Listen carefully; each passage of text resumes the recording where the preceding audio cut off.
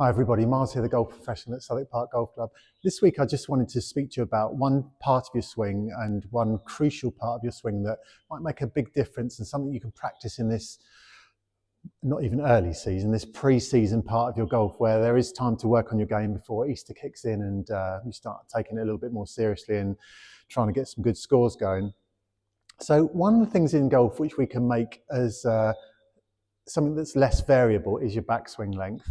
So it is unusual that people have a backswing that's too long, but you can have an overswing. So an overswing really traditionally is the part where the club has gone, the point where it's parallel to the ground and it starts to tip downwards. Obviously the obvious person is John Daly. So if that worked, we'd all be doing it. Obviously it only works for him really. I can't think of another tour player with a backswing that's exaggeratedly long. But what you do see a lot is a slightly shorter backswing. And if you have a shorter backswing, it's got less variables up here. So you might end up with a lot more control. So what I'm going to say to you is maybe 70s, 80s, certainly when I was growing up, the position that everyone wanted to get to was where the club was parallel to the ground. Now I think the crucial part is how big a shoulder turn you can make, because that's going to load you with power. Jon Rahm is the obvious example with someone with a very short backswing relatively to where he gets the club, but it's this thing about the shoulder turn. So if you can get this shoulder at least pointing down to the ground, so that so your left shoulder points downwards to the ground and your back's shown to the target, the really big hitters will get past that point because you've got such a greater uncoil back into the ball. Now, being said that, the crucial thing about this, whether your backswing's long or short, obviously impact is the key, but to make it more consistent, the path has to be correct. So you've got to make sure if you're going to shorten your swing, it's not short and flat, because that's just going to give you some sort of low, flattish hook all the time. So you have to be on plane and path, and that will be somewhere around this point at hip high, where the club's at the end of your laces, I always say, and ideally where the club would be about 11 o'clock. That sets you in a position to carry on going up.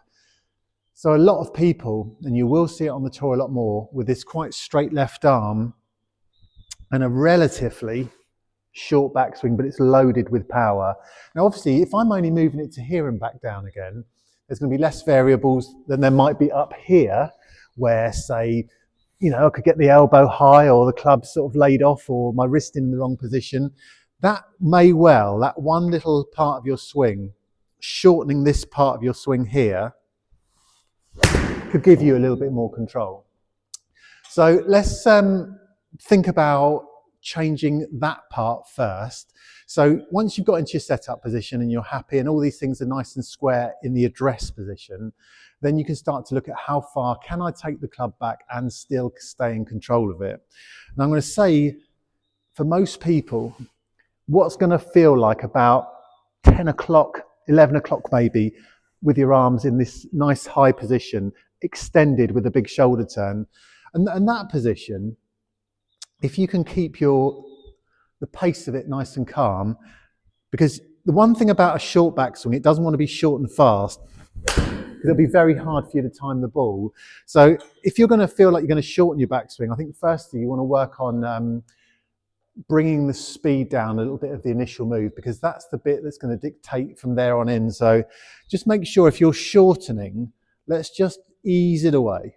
That first section, nice straight left arm, your left arm and the club all as one unit, starting to go back together with your hip turn. And if you get that little bit under control, you can have this nice short controlled backswing and still have plenty of sort of club head speed and power through the ball. So yeah, food for thought. Think about shortening your backswing. I think really the one I can think of most, Tiger Woods had definitely shortened his backswing slightly in his peak. They're always showing these comparison pictures sort of through the ages sometimes in the golf magazines.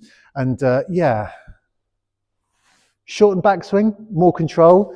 Don't be short and quick, because that's going to make you very erratic. And then concentrate on your path, because if this is short and inside, it's not going to be very good. Yeah, any other questions? See me and see you all next week.